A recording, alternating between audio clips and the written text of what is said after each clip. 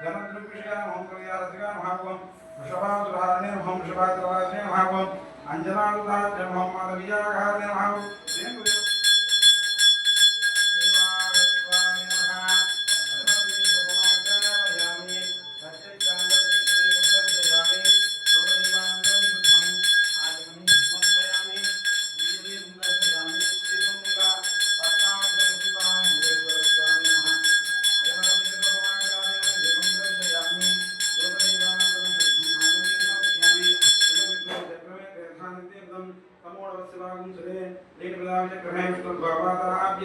ततो धर्माणि धारयन्नो गोविंद गोविंद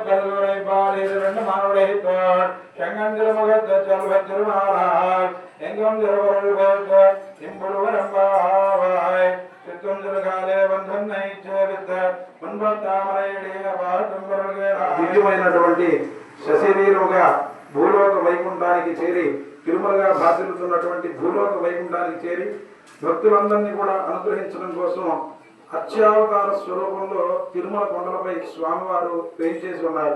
అంతటి విశేషమైనటువంటి స్వామి. వేం అంటే పాపములు, కథ అంటే సంహరించేటువంటి ఈశ్వరుడే వెంకటేశ్వరుడు. ఆ యొక్క తిరువేంకటముడయ్యారని చెప్పి పిలువబడేటువంటి స్వామివారు మనం చేసేటువంటి తెలిసి కానీ తెలివి కానీ చేసేటువంటి సమస్తమైనటువంటి పాపాలని కూడా పటాపంచలు చేయగలిగినటువంటి శక్తి కలిగినటువంటి వాడు. అటువంటి స్వామిని ఎవరైతే ఆరాధన చేస్తారో సప్త శనివారములు అంటే 7 శనివారములు స్వామివారిని క్రమం తప్పకుండా ఎవరైతే పూజిస్తారో వారి సమస్తమైనటువంటి కోరికలు కూడా స్వామివారు తీరుస్తారు. స్వామివారు మనందరినీ అనుగ్రహించడం కోసం ఈ దివ్యమైనటువంటి పాంబై కాలనీలో దివ్యక్షేత్రంగా స్వామి ఇక్కడ కలవడం జరిగింది. శ్రీదేవి భూదేవి సమేతంగా స్వామివారు ఈ క్షేత్రంలో కొలువుతీరి తిరుమలలో ఏ విధంగా అయితే అర్చనాది కైంకర్యాలన్నీ కూడా నిర్వహింపబడుతుందో అదే మాదిరిగా స్వామి ఈ క్షేత్రంలో కూడా జరిపించుకుంటూ నిత్యోత్సవములు, వారోత్సవములు, పక్షోత్సవములు, మాసోత్సవములు, అయనోత్సవములు, సంవత్సరోత్సవములు, బ్రహ్మోత్సవాది వివిధ ఉత్సవాలలో స్వామి అనేక విధములుగా భక్తులను అనుగ్రహిస్తూ ఉన్నారు.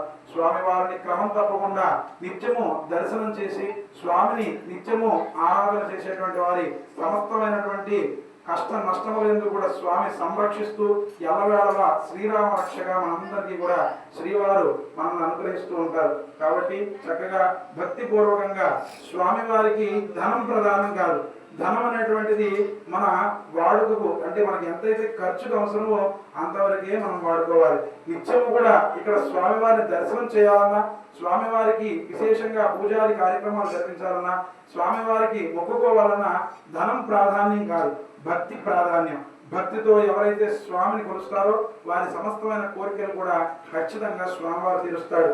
7 శనివారములు 11 ప్రదక్షిణముల చొప్పున సప్తమ గ్రహమైనటువంటి శనీశ్వరుని యొక్క అనుగ్రహంతో 7 శనివారములు స్వామివారికి ఇష్టమైనటువంటి తిథి సంఖ్య ఏకాదశి అంటే 11 ప్రదక్షిణాలు 7 శనివారములు వరుసగా ఎవరైతే మనస్సులో ఉన్నటువంటి కోరికను స్వామికి విన్నవించుకుంటూ చేస్తారో వారి సమస్తమైన కోరికలు ఖచ్చితంగా స్వామివారు తీరుస్తాడు.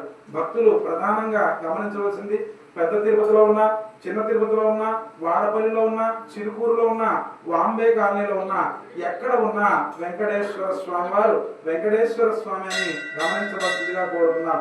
స్వామివారి మహత్యం ఏ క్షేత్రంలో ఉన్న శ్రీనివాసుని యొక్క మహత్యం అదే మాదిరిగా ఉంటుంది. మన యొక్క భక్తి ప్రధానం కానీ స్వామి యొక్క మహత్యం ఇక్కడ అంతా కూడా ఒకటే. కాబట్టి చక్కగా భక్తిపూర్వకంగా స్వామిని నమ్మండి. స్వామి మీ సమస్తమైన కోరికలు కూడా తీరుస్తారు. గోవిందా గోవిందా గోవిందా. ప్రదక్షిణ చేయండి. కుడి చేతులు వైపుగా యానికానికి పాపాన్ని జన్మాంతర కృతాన్ని.